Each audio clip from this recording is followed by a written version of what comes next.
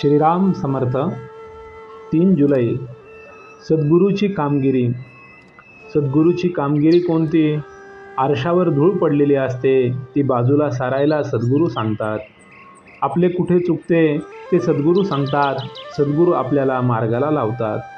स्वप्नामध्ये तलावात पडला म्हणून ओरडू लागला, तोच जागा झाल्यावर ओरडायचा थांबला. सद्गुरू जागे करण्याचे काम करतात. मला करायचे काही उरले नाही असे ज्याने म्हटले, त्याने सद्गुरू खरोखर केला असे म्हणावे.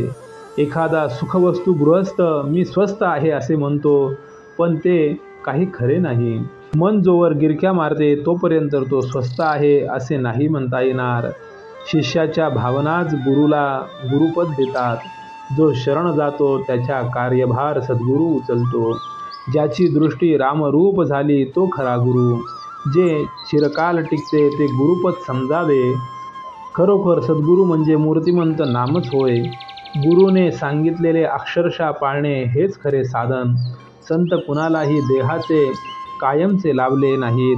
संतांना भगवंताचा जो ध्यास असतो तो महत्त्वाचा आहे.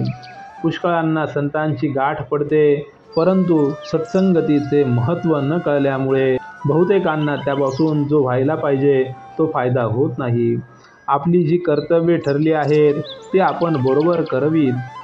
व्यापार थोडक्या प्रमाणात केला तर तो पुढे चालतो.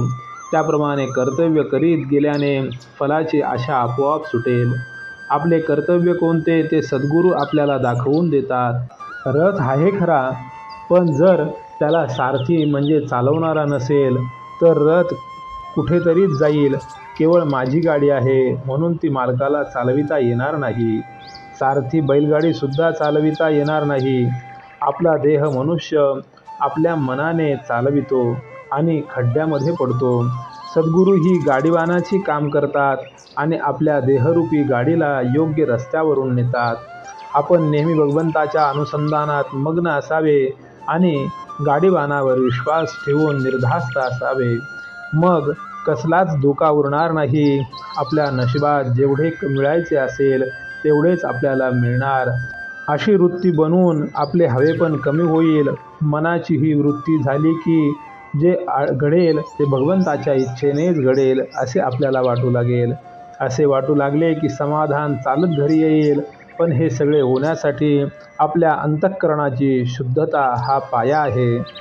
संतचरणी विश्वास, त्याने भगवंत जोडला खास. श्रीराम समर्थ।